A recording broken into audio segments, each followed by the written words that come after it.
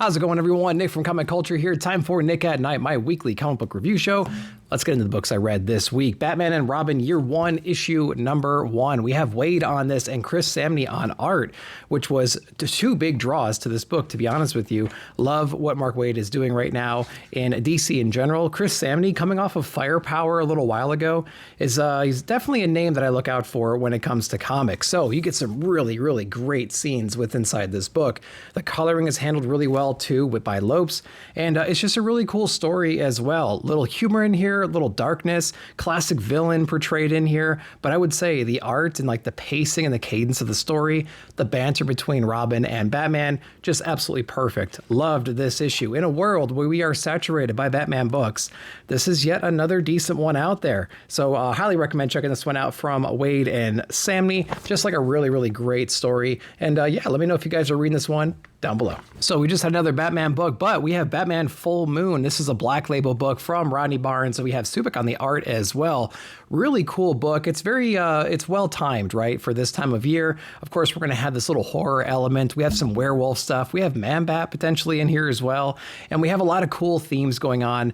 Nice little murder mystery. You know, what's been going on? There's experiments happening on some humans. What's the deal? And it was handled really well. I think the art is something really special inside this book. So if you're into really artistic takes on Batman in general, I think this is going to be a book you might want to check out. The voice of the character Batman is really true in here as well. So Barnes is doing a great job from that perspective, but it has that horror element that we would love to see this time of year. So if you want a Batman book with a little bit of a horror element, some classic characters fighting some supernatural forces, check out Batman Full Moon. It was pretty good. All right, it's been a while since I read a Wonder Woman book. We're on issue number 14 right now. I dipped out when we had the Absolute Power tie-in because I really didn't care. So now I'm dipping back in. I guess it's the best place to dip back in. And here we are. I will say that I really wish this Tom King run was maybe 6 to 8 issues long. I get she's an amazing character. I get she's been through so much, and this organization is doing like a systematic breakdown of Wonder Woman, trying to take her out at every single level. And we keep reiterating like how awesome she is. Message received. We don't need 14 plus issues to tell that story. And, you know, I guess that's my biggest complaint. Art-wise, it's been spectacular. The interior pages and the cover and everything like that are handled really well. So that's pretty cool. This is just another one of those books where she has to dive into the underworld. She has some kind of conversation with Steve Trevor, which we've done multiple times already in this season, or in this series rather. And we're going to, you know, glean whatever we glean at the end of that conversation and move forward. The biggest thing inside this book happens in the very last page, and it's a build up to a character that we've seen throughout the series in the back matter specifically, and everything that happens in this issue kind of builds up to that point. So I will say the very, very end of this book is required reading, to be honest with you, but the rest of the book is more of what we've already seen in the other 14 issues or 13 issues. So that's what's going on inside of Wonder Woman number 14. I'm anxious to see where this goes. How does it even end? I'm not entirely sure. Issue number 14's out. What'd you think? All right, let's jump over to Marvel. We have Moon Knight, Fists of Khonshu, issue number 1. Jed MacKay's on this one. And this reads very much like every other Moon Knight book from MacKay so far. We're introduced to Moon Knight. He likes to be seen. He likes it when the people see him coming. He goes into some nightclub, beats the hell out of people, threatens the leader responds back. That's exactly what we have inside of here. We have a little twist in here. There's a new drug that hit the scenes, and it's really messing up some people. It's even influencing some of the police. We unpack a little bit more about that inside this issue. But like I said before, it's a lot of what we've already seen. It's just Moon Knight doing amazing Moon Knight stuff. Interior art is spectacular. It always has been within this title, so that's something to look forward to. But, you know, at the end of the day, we really don't know where we're going just yet. It's a new number 1. I don't know how long this Fists of Khonshu banner is going to run for, if this is a complete relaunch of that main Moon Knight run. Not entirely sure, but issue number 1 is out. Not too bad. More of the same. What'd you think? Next up is Spider-Man Reign, volume number 2, issue number 4. We have Andrews on this and Reaver on the art. Great emotional story right here. So, like I said, I have not read volume number 1. I really want to read that. Volume number 2 has been spectacular so far.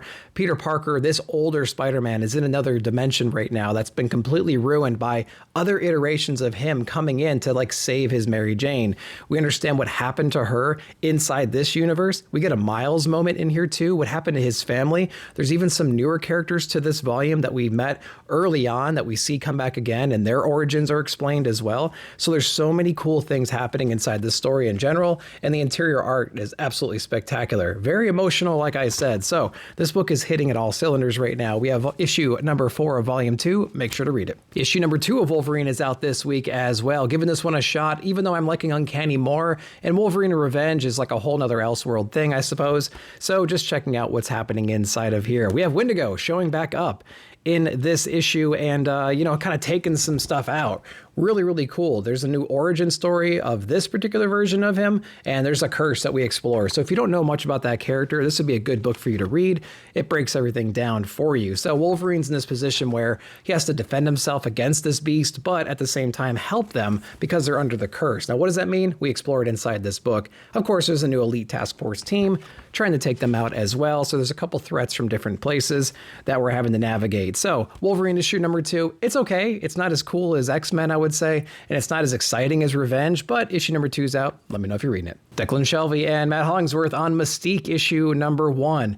This book was really not on my radar, to be honest with you, because I'm not really familiar with a lot of Declan Shelvey's stuff, and the things that I have read, I haven't quite clicked with just yet. But with that said, a new number 1, I wanted to see if my opinion would change, and to be honest with you, it hasn't. It's not a very exciting book, to be honest with you. If you're a diehard Mystique fan, you might be into this kind of thing, but there's a new Shield. It's very much basic. There's not a whole lot of resources. They're investigating Mystique as well, trying to figure things out. She's, of course, on these different missions, and it feels like it's just an excuse for Declan to draw a bunch of characters that he couldn't normally draw because Mystique transforms into all of them. And so, I think that was kind of the excuse to have this book to begin with. But the overall story hasn't quite grasped me just yet. I don't even like this new Nick Fury Jr. character we have here. We have Maria Hill, who's sitting behind a desk reading folders, talking about the glory days of S.H.I.E.L.D., and that was kind of a bummer as well. So I'm not really sure what's going on inside this book. And it just didn't grasp me just yet. But Mystique issue number 1 is out. If you're a big Shelvey fan, may want to check it out. If you love Mystique, obviously the same thing. But let me know if you read it. Let me know your thoughts down below. Uncanny X-Men issue number 4, another Doom cover right there. The most exciting X-Men book that's out right now, I think. It has some of the classic characters that we all know, we all appreciate, teaming back up, kind of figuring out what they want to do right now. Not necessarily in hiding, but they are away from a lot of the action right now, trying to figure out what they're going to do next. A new team of mixed mutants and other superpowered people show up. They're on the run right now, and our X team has kind of adopted them at the moment, trying to understand who they are. But there's this big threat right now. A legacy character or an old character, old friend of Xavier's is showing back up. She's like a demon witch kind of a thing. She's taking out Wolverine right now, and we have Rogue coming in to try to help save the day. We get an origin story of this character in here. I don't really understand the rationale behind her anger towards mutants and whatnot, but whatever. It's there, and we get some pretty epic battles going on inside of there. So if you haven't been too satisfied with a lot of the X books, give Uncanny a try right now and see if that one does it for you. It's certainly doing it for me. Let me know if you're reading it down below. Ultimate Spider-Man issue number 10 is out this week as well. If you love reporters sitting around talking about stuff, you are going to love this issue because there is basically no action inside of this whole thing. It's a bunch of 9-panel grids, shout out to Eric, explaining what is going on. Of course, we have Jameson and Ben Parker trying to figure things out using some of the information they got behind the scenes to their advantage. There's a very tense conversation between Harry and them as well. I thought that was going to go in a much different direction.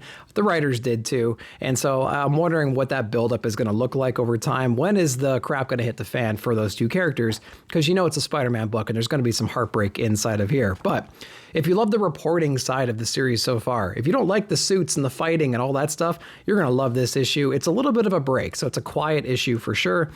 It does push some things along, and the ending has a punch, but it's not a punch that really means a whole lot to us just yet. So we're going to figure out what's going on in subsequent issues. But Ultimate Spider-Man issue number 10, still the best Ultimate book out right now, in my opinion. Let me know if you're reading it. Mad Cave Studios has Flash Gordon. We have issue number 3 out this week as well. But Jeremy Adams on this one, doing a great job of making new readers of Flash Gordon interested in the character. Great pacing in here, jumps right into the action. The art is spectacular as well. We basically have Flash Gordon in this prison system. He's in this fight club as well, like this gladiator arena. We met some of the bosses right now. There's a higher boss. There's a legacy Flash Gordon character in here as well, a villain character.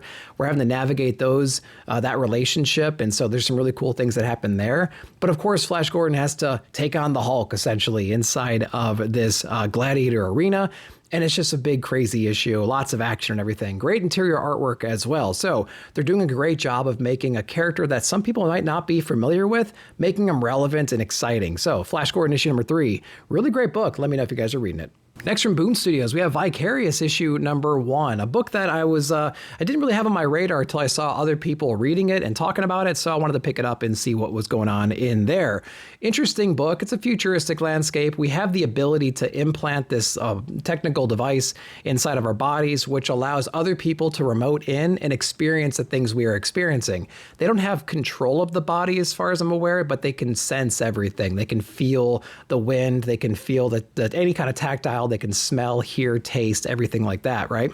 So they remote into a body and they do some crazy stuff, and they can pay tons of money to have this happen, right? And so these people opt into the service, and so we're following this one guy who's a little bit down on his luck right now, and he kind of falls into this position, and it's like his experience. Now, there's a twist at the end. Don't quite know what it means yet, but it's an interesting story, and it's an interesting concept, kind of like a Matrix kind of a thing, but there's some twists and turns in there. Again, interior artwork is okay. It's got like a little bit of a manga-ish feel to it, so you could check that one out. Interesting premise, Vicarious issue number 1. Let me know if you're reading it. Dark Horse, Where Monsters Lie, Cul-de-sac, we have issue number 1, a direct continuation of the first volume of Where Monsters Lie from Kyle Stark. So check that one out. Jump into this one. Even if you didn't read volume 1, you'd be okay because they tell you a little bit about what happens in the first volume. But the cop that we follow in the first volume, he's pulled over into here, and that might be a little bit confusing if you didn't read volume number 1, but I think you're going to be fine. This is a really cool story. We're basically doing all the same things we did inside of volume 1, but this is a new community. So the leadership from the previous one invades this other community, and it already has like established leadership and other serial killers that are crazy and theatrical. It's really, really fun. But we're mixing all of our characters now in this one environment. There's also these witches that live there as well, and they have some kind of powers, of course, and we're exploring that. It's just a really cool, fun book. So much humor in here. It's just got like that perfect blend of like horror and comedy. Where Monsters Lie, Cul-de-sac, issue number 1. Definitely check this one out. Next up is TMNT, The Last Ronin, Volume 2, Re-Evolution, issue number 3 from IDW right here. So I didn't remember a lot that happened in the previous issues. I remember this new team of turtles was doing some kind of mission with Casey up above. Of course, they're like fighting against the powers, right? And I think that there was some kind of latent power or unexplained power that manifested in one of the turtles and kind of like surprised everybody, right? And it's all happening now to different turtles. I think we're up to 2 at this moment. So we're trying to figure out like what that means. And of course, April, working with her super AI computer, they have an idea what's happening in here, and we're exploring that a little bit more. But it's very dialogue heavy, to be honest, and I still don't have any connection, like at all, to these new turtles here. I don't think it's because it's a new Turtles team and I'm like a diehard fan of the original. I think that this new team, it's hard to distinguish between them, even though they're physically different. I don't know if they have enough solo screen time or solo page time to really develop that relationship like we did in the old Mirage runs. So maybe it's a little bit of disservice to have so many other characters and so many like Easter egg distractions everywhere in the story in general. It doesn't give us a lot of time to be really kind of intimate with the characters. So that might be something to think about when you're getting into this book, that you're not going to really have a lot of face time with these characters. But it's still interesting. It's a lot of the same, to be honest. Last Run of Re-Evolution. Let me know if you guys are reading this one, what you're thinking about the overall series so far. We're 3 issues in. I feel like the first issue came out in like January based on this release schedule. I don't know. It's not doing it any favors. Let me know if you're reading it. Let me know your thoughts down below.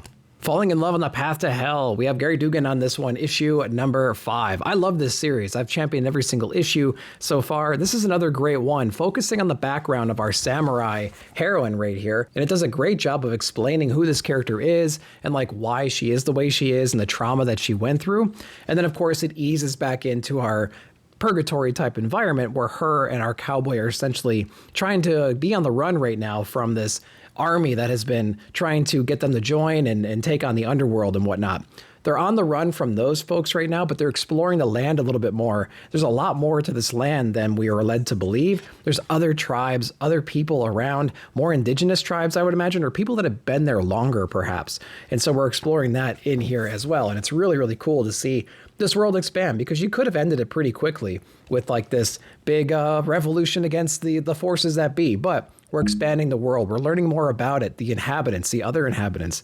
So it's really exciting, I think. So Falling in Love in the Path to Hell, issue 5, still strong. You guys reading it? What'd you think? Then from the Energon universe, we have Destro issue number 5. Dan Walters on this one, a great continuation of the Cobra Commander series. Read that first, jump into Destro. It's just been a great ride so far. It's been a big power struggle between Destro and the twins and Cobra Commander himself. Cobra is relatively new to the stage right here, but this is a big battle issue between Destro and the twins, and you can just see all the traps coming. And it's just so much fun to see Destro pulling out all the stops and taking out basically their entire headquarters with just a few people, but using the technology to his advantage to do so. And it's just really cool to see the conversation happening with the destruction and everything. They're handling all that political like backstabbing really well inside of here. It actually ends with them collaborating a little bit, understanding like they all want the same thing. They all want to take over everything, but they all at the same time know they're going to get backstabbed and they want to stab the other one in the back at the same time.